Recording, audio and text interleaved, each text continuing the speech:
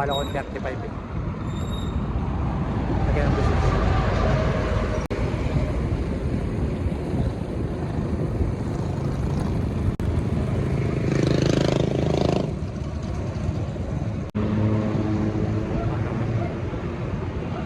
Fast and the Furious lang.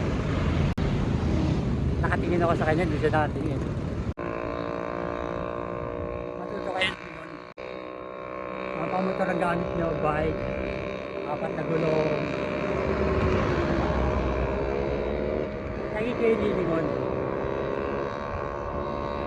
Kakanan kayo, kakaliwa.